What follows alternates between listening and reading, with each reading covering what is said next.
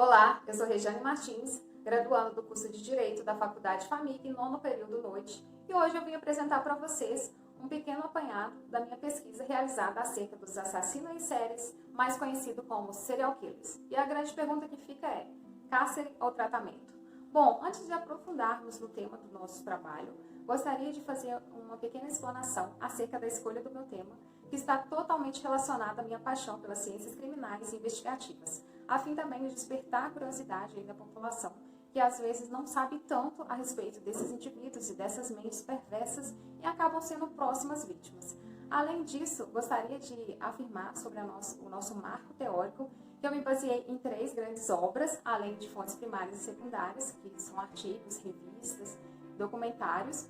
Eu vou mostrar para vocês os livros que eu me baseei. O primeiro deles, que é o meu queridinho, foi esse de Lana Casoy, que ela juntou 2 obras dela nesse único volume, que é Louco ou Cruel e Made in Brasil. O Made in Brasil tem todos os serial killers brasileiros que foram documentados. Também usei My Hunter, que é um livro que até se tornou uma série do Netflix. E também Anatomia do Mal, que é do Alton Chester, que também foi muito bom e serviram de grande aparato aí para poder estar realizando toda essa pesquisa. Além de uma enriquecedora entrevista que eu pude realizar com os peritos criminais Renata e Gilmar, que hoje atuam em Conselheiro Lafayette, eles são da Polícia Civil, que ajudaram em muito na nossa pesquisa. Bom, o que é um serial killer? Serial killer, na sua terminologia, são seres que matam de forma serial e têm um padrão pré-determinado de vítimas. Por exemplo, tem serial killers que têm um padrão de mulheres com cabelos longos, escuros e de estatura média, ou outros serial killers que já têm uma preferência para as mulheres loiras, de certa idade. Tudo tem um padrão, sempre eles escolhem. Como, por exemplo, o serial killer Ted Bundy, que ele sempre escolhia as colegiais e ele sempre tinha uma forma de abordar essas meninas. Que ele fingia fragilidade, sempre colocava alguma coisa no braço para fingir que não conseguia carregar as compras e pedia ajuda dessas moças para que levassem as coisas até o carro e de lá elas nunca mais voltavam. Então, além dessas características de matar de forma serial e de ter um padrão de vítimas, temos também 3 grandes fatos que ligam a serial killers, que é o modus operandi, a assinatura e o ritual. O modus operandi é a forma como o serial killer vai executar aquele crime, a sua empreitada criminosa. É como se fosse um projeto. E dentro desse modus operandi, dividimos em serial killers organizados e os desorganizados. Os serial killers organizados são aqueles seres normais aos nossos olhos. Eles trabalham, estudam, têm uma vida social estável, são muito bem relacionados, desenvolvem todas as suas atividades mentais, laborais, perfeitamente. Já os serial killers desorganizados, eles não têm muito um cronograma.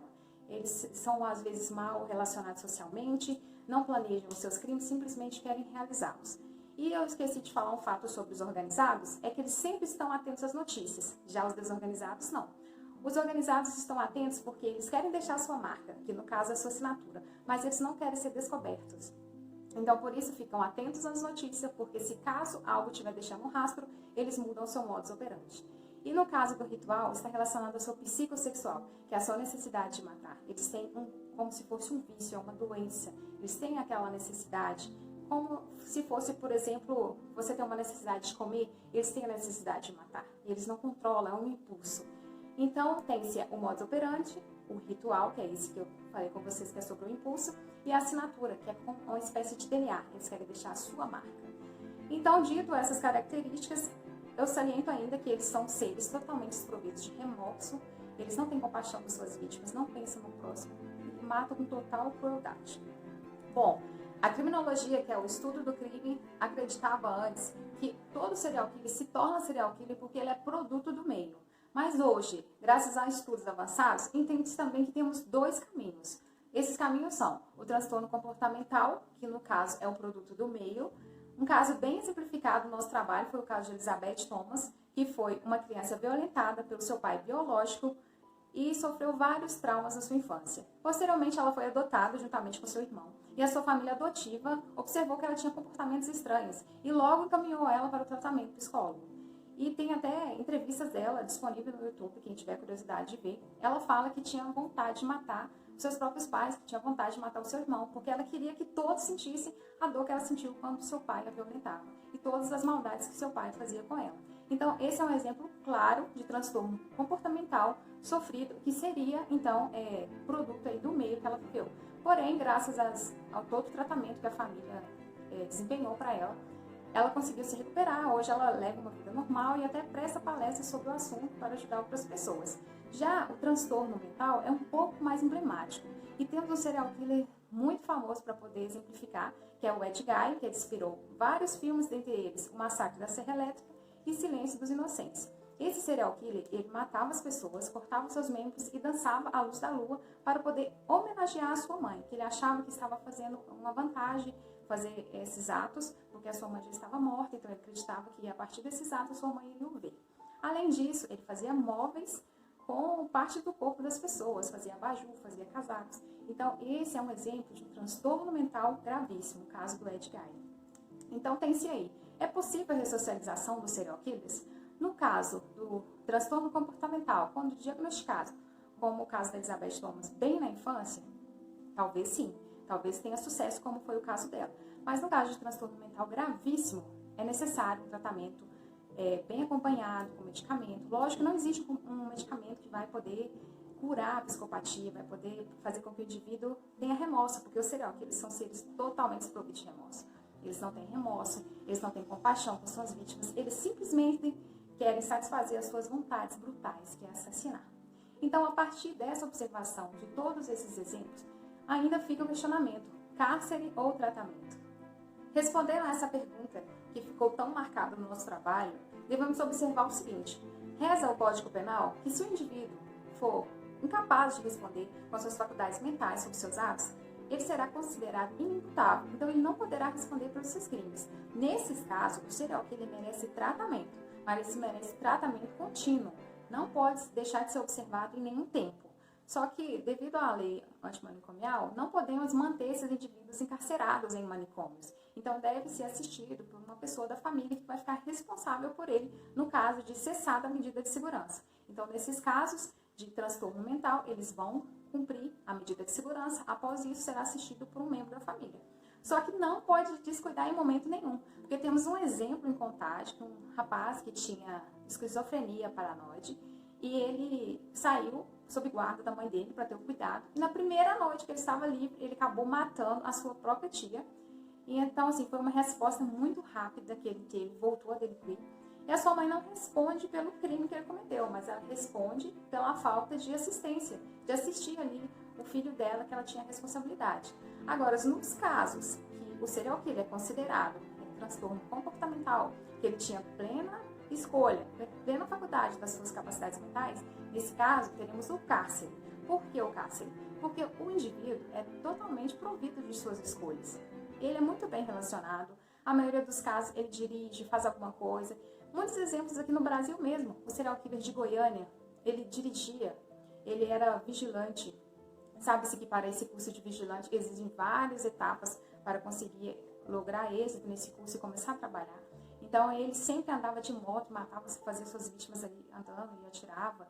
E também temos o maníaco do parque, que ele ia também de moto, oferecia carona para as meninas. Tem também um caso aqui em Belo Horizonte, que foi o serial killer que atacava do caminho da UFMG até o Shopping Del Rey. Ele atacava as moças ali naquele caminho, e ele sempre tinha um padrão de vítima, que era as meninas com cabelo longo e escuro. E ele fazia todas as suas vítimas ali, então ele tinha escolha. Então, essa é a diferença. Não podemos julgar como autor simplesmente, devemos julgar cada caso com as características do indivíduo. Se ele for transtorno mental, ele merece tratamento. Se ele for transtorno comportamental, ele merece cárcere.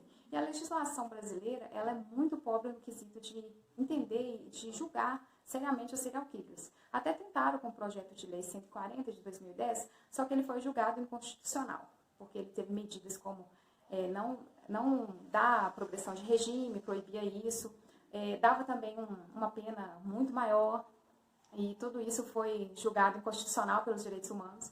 Então, não temos uma legislação específica para tratar de serial killers. Então, tem, por exemplo, o serial killer de Goiânia. Ele foi condenado a 600 e tantos anos de cadeia, mas ele vai cumprir apenas 30, porque foi a pena que antes era vigente no caso, quando saiu a sentença dele. Então, ele vai cumprir esses 30 anos e vai ser livre. E hoje, dando entrevistas, ele fala de forma emblemática que ele acredita que Deus o perdoou. Então, ele é totalmente assim, envolvente, ele é sedutor, ele quer fazer com que as pessoas sintam pena, vejam que ele arrependeu. Mas assim, na verdade, no íntimo, só ele sabe o que ele vai fazer depois. Porque como estudamos, a psicopatia não tem cura. A oportunidade desses transtornos comportamentais saírem como transtorno mental, eles vão voltar a delinquir. Então, o presente trabalho traz uma reflexão aí que devemos ter no nosso país. Uma revolução aí para tratar esses serial killers, porque são casos reais no nosso dia a dia. Não tem quantitativo de pessoal especificado, não tem pessoal qualificado, não tem disponibilização do Estado para que o pessoal estude, que tenha um protocolo rigoroso para poder chegar à autoria desses serial killers mais rápido antes que eles façam outras vítimas.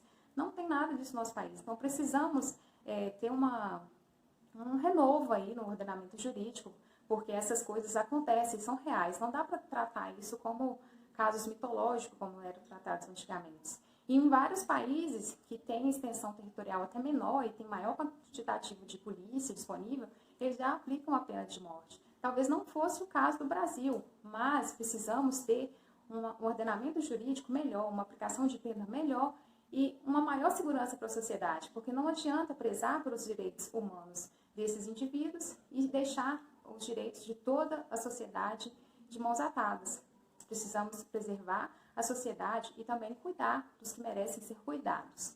Obrigada a todos pela atenção. Espero que esse seja só o primeiro trabalho que vocês leiam acerca desse assunto, que desperte ainda mais a curiosidade de todos vocês e de nossa sociedade, para que possamos conscientizar e prevenir próximas vítimas. Um abraço, até mais!